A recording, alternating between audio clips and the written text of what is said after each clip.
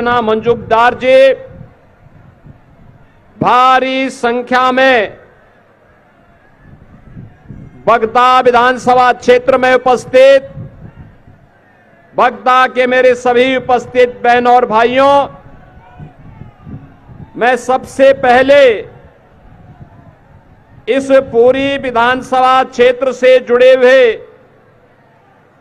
यहां के दक्षिणेश्वर काली मंदिर, नेहाटी बोरो काली मंदिर, बसीघाट दक्षिण काली मंदिर, बारानगर रामकृष्ण आदेश का पहला मठ, यानी इस पावन धरा को, जिस पावन धरा ने भारत की आध्यात्मिक धरोहर के संरक्षण के साथ ही बंगाल के प्रसिद्ध क्रांतिकारियों में से एक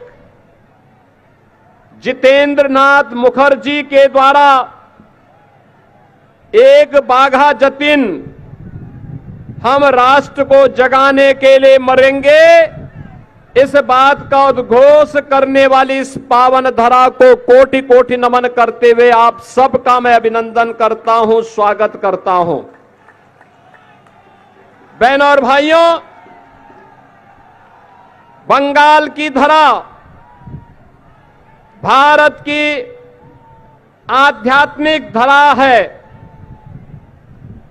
भारत की कल्चरल कैपिटल के रूप में, नॉलेज कैपिटल के रूप में बंगाल जाना जाता है। याद रखें, बंगाल की धरा की और बंगाल की माटी की जब हम बात करते हैं तो त्याग और बलिदान के रूप में, साहस और स्वाभिमान के रूप में, अध्यात्म और देशभक्ति की धारा के रूप में, कला और साहित्य के रूप में इस पावन धरा का स्मरण हर भारतवासी करता है। याद करिए, भारत की आजादी के लिए जब प्रथम स्वतंत्र समारोह होना था, उसकी चिंगारी भी बंगाल की धरती की बैरकपुर से ही निकली थी। ये बंगाल की धरा है जिसने स्वतंत्र भारत को राष्ट्रगान और राष्ट्रगीत दिया था। और ये मैं संजोग मानता हूं, जब देश को आजाद होना था, बंकिम चंद्र चट्टोपाध्याय ने भारत को वंदे मातरम का अमर गीत दिया। और मेरा मानना है कि जब वंदे मातरम के 150 वर्ष पूर्ण हो रहे हैं, तब इस बंगाल को टीएमसी, कांग्रेस और कम्युनिस्टों के सिंडिकेट से भी मुक्ति मिलेगी, अब इसमें कोई संदेह नहीं है। बहनों और भाइयों, ये बंगाल की धरा उस आध्यात्मिक धरा का प्रतिनिधित्व करती है जिसने रामकृष्ण परमहंस को जन्म दिया। ऐसी आध्यात्मिक विभूति जहां पे लाड़ी मास है, हरिश्चंद्र ठाकुर, स्वामी प्रणवानंद और स्वामी विवेकानंद जैसे सन्यासियों की पावन धरा बंगाल की धरा रही है। याद करिए, स्वामी विवेकानंद ने वैश्विक मंच पर उद्घोष किया था कि गर्व से कहो हम हिंदू हैं। बहनों और भाइयों, ये वही पावन धरा है जहां पर नेताजी सुभाष चंद्र बोस ने भारत की आजादी के लिए उद्घोष किया था, भारत के नौजवानों के लिए, कि तुम मुझे खून दो, मैं तुम्हें आजादी दूंगा। बहनों और भाइयों, ये पावन धरा जहां खुदीराम बोस हंसते हंसते फांसी के फंदे को चूमे थे, जो बंगाल भारत का ग्रोथ इंजन था, आज वो बंगाल पहचान के लिए मोहताज है। नौजवान के लिए रोजगार नहीं, अन्नदाता किसान बेहाल है, उद्योग धंधे बंद हो रहे हैं, टीएमसी के टेरर, माफिया राज और करप्शन के कारण पूरा बंगाल पहचान के लिए मोहताज है। पर्व और त्योहार के पहले उपद्रव शुरू हो जाता है, गुंडागर्दी चरम पर है, न बेटी सुरक्षित है और न व्यापारी ही सुरक्षित है। बहनों और भाइयों, सरेआम गौ हत्या होना, यहां के नौजवानों में निराशा का भाव होना, ये बंगाल के लिए शुभ लक्षण नहीं। कमोबेश से स्थिति उत्तर प्रदेश में थी 2017 के पहले। बहनों और भाइयों, 2017 के पहले उत्तर प्रदेश में इसी प्रकार की गुंडागिर्दी और अराजकता थी। जैसे उत्तर प्रदेश में उपद्रव होते थे, दंगे होते थे, कर्फ्यू लगता था, व्यापार और उद्योग चौपट हो रहा था, ऐसे ही बंगाल के अंदर भी है। लेकिन 2017 में उत्तर प्रदेश के अंदर मोदी जी के आह्वान पर उत्तर प्रदेश की जनता ने डबल इंजन की बीजेपी की सरकार बनाई। बहनों और भाइयों, आज उत्तर प्रदेश में उपद्रव नहीं, उत्तर प्रदेश में आज उत्सव है, उत्सव। आज उत्तर प्रदेश में नो कर्फ्यू, नो दंगा। उत्तर प्रदेश में आज के दिन पर है सब चंगा। अब वहां कोई कर्फ्यू नहीं, कोई दंगा नहीं, कोई अराजकता नहीं, बेटी की सुरक्षा पे कोई सेंध नहीं लगा सकता, व्यापारी से कोई कटमनी नहीं ले सकता। विकास का पैसा जनता जनार्दन के विकास और वेलफेयर पे खर्च हो रहा है। और अब उत्तर प्रदेश में राम भक्तों पर कोई लाठी और गोली नहीं चलाता है। मैं बंगाल के अंदर देखता हूं, ममता दीदी को जय श्री राम से बड़ी नफरत है। वो दुर्गा पूजा नहीं होने देती है, दुर्गा पूजा विसर्जन के जुलूस को रोकती है। विकास के नाम पर बंगाल के अंदर लूट मची हुई है। यहां पर sand mafia, land mafia, cattle mafia हावी होकर के बंगाल की पहचान के लिए संकट खड़ा कर रहा है। लेकिन उत्तर प्रदेश के अंदर डबल इंजन की सरकार ने इन सब से मुक्ति पाकर के आज उत्तर प्रदेश, जो 2017 के पहले बीमारू राज्य था, आज उत्तर प्रदेश भारत की अर्थव्यवस्था का एक ग्रोथ इंजन बनकर के उभरा है। लेकिन बंगाल को टीएमसी, कांग्रेस और कम्युनिस्टों ने बीमारू राज्य बना करके रख दिया है। बहनों और भाइयों, उत्तर प्रदेश के अंदर अब एक्सप्रेसवे बन ही नहीं रहे हैं। उत्तर प्रदेश की एक्सप्रेसवे को बनाने वाला बुलडोजर, बहनों और भाइयों, आज के दिन पर वहां के माफियाओं की हड्डी और पसली को भी उस हाईवे के साथ मिलाकर के मिट्टी में मिलाने का काम कर रही है। और यही कहने के लिए आया हूं, अभी 23 अप्रैल को बंगाल के पहले चरण के चुनाव हुए हैं। पहले चरण के चुनाव के रुझान बताते हैं कि जब 4 मई को ईवीएम की पेटियां खुलेंगी तो बंगाल के अंदर सभी विधानसभाओं में भारतीय जनता पार्टी का भगवा लहराने वाला है।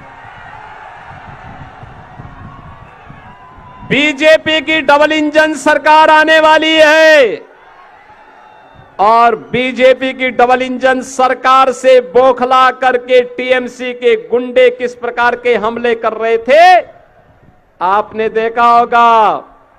लेकिन चिंता मत करिए, टीएमसी के गुंडे इस बात को जानते हैं कि 4 मई के बाद उनको छुपने का कोई ठिकाना नहीं मिलने वाला है। अभी से वे अपना ठिकाना ढूंढ रहे हैं। पंचर बनाने के काम को कहां पे उनको करना है, इसी के लिए अपना ठिकाना ढूंढ रहे हैं। लेकिन वहां से भी ढूंढ निकालेंगे हमलावरों को, तो चिंता की बात नहीं। और इसीलिए आज मैं आपसे कहने के लिए आया हूं, बहन और भाइयों, यहां पर मतवा समुदाय भारी संख्या में रहता है। बड़ी संख्या में वे लोग भी हैं जो लोग 1947 में और 1971 में भारत में आए थे। कांग्रेस, कम्युनिस्ट और टीएमसी नहीं चाहती थी कि इनको भारत की नागरिकता मिले, और इसीलिए जब प्रधानमंत्री मोदी जी ने सिटीजनशिप अमेंडमेंट एक्ट ला करके बांग्लादेश से विस्थापित हिंदू, बौद्ध, जैन और सिख को भारत के अंदर नागरिकता देना प्रारंभ करने के लिए इस एक्ट को आगे बढ़ाया था, तब इन दलों ने विरोध किया था। आज मुझे अच्छा लगता है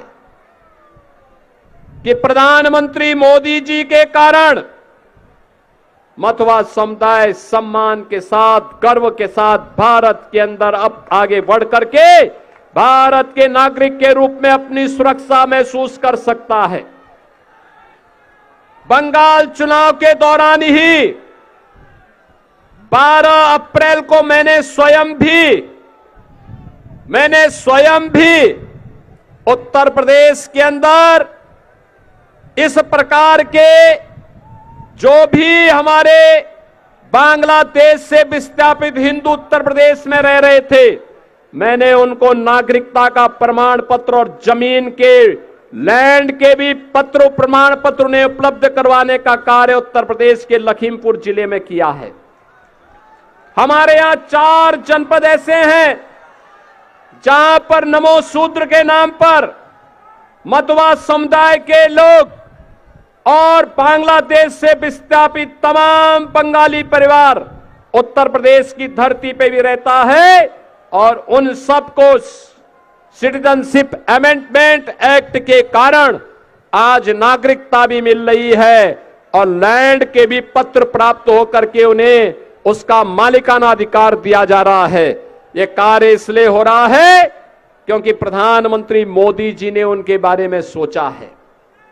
कांग्रेस, टीएमसी और कम्युनिस्टों के पास ये सोच नहीं थी, और इसीलिए बहनों और भाइयों, आज मैं आपसे कहने के लिए आया हूं, प्रधानमंत्री मोदी जी जो पैसा भेजते हैं विकास के लिए, आपके लिए, वेलफेयर के लिए, यहां के गरीबों के लिए, यहां के नौजवानों के लिए, यहां की बहनों और माताओं के लिए, यहां की बेटियों की पढ़ाई के लिए, अन्नदाता किसानों की उपज का दाम उन्हें मिले, इसके लिए यह पैसा अभी टीएमसी के गुंडे खा जा रहे हैं, और टीएमसी के गुंडों से हिसाब किताब बराबर करने के लिए आवश्यक है कि यहां डबल इंजन की बीजेपी की सरकार बने।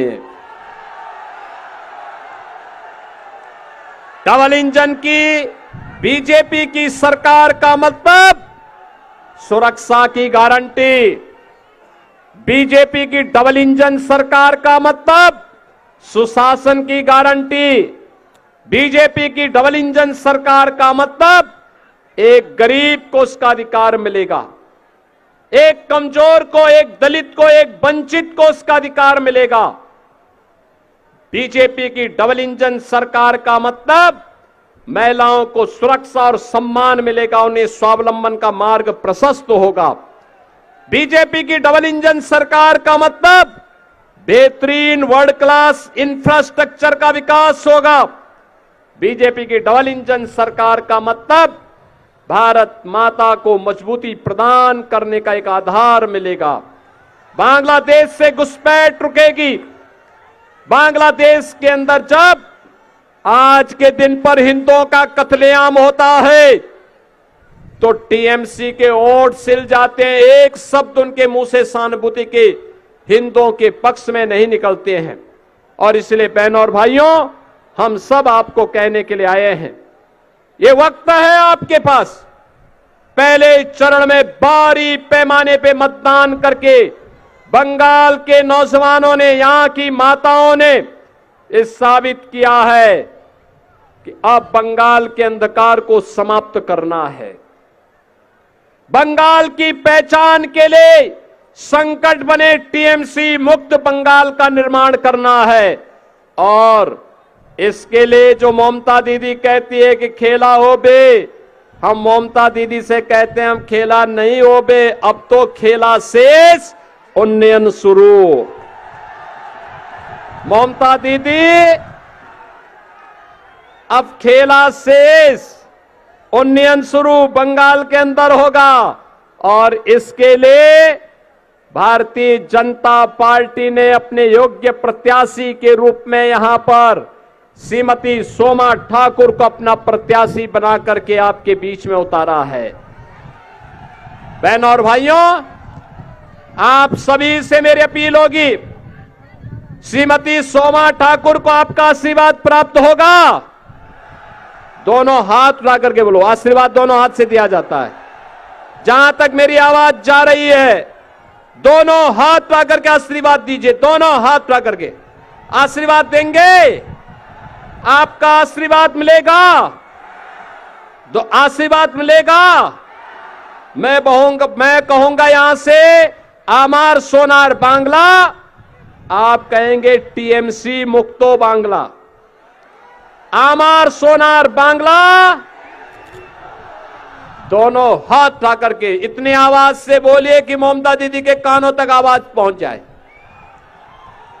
आमार सोनार बांग्ला, आमार सोनार बांग्ला। मैं कहूंगा ओंधकार, आप कहेंगे होठबे। मैं कहूंगा सूरज, आप कहेंगे उठबे। मैं कहूंगा कोमल, आप कहेंगे खिलवे। मेरे साथ बोलेंगे ना? ओंधकार, ओंधकार, ओंधकार, सूरज, सूरज, कोमल, कोमल। और अंत में आप सब मेरे साथ बोलेंगे, मैं कहूंगा पलटानो दोरकार। इतनी जोर से बोलिए कि बाकी सभी विधानसभाओं तक आपकी आवाज पहुंच जाए। पहुंचाने को तैयार है ना? तो मेरे साथ बोलेंगे, पलटानो दोरकार, पलटानो दोरकार, पलटानो दोरकार। भारत माता की, भारत माता की, भारत माता की। वंदे वंदे वंदे। जय श्री राम, जय जय श्री राम।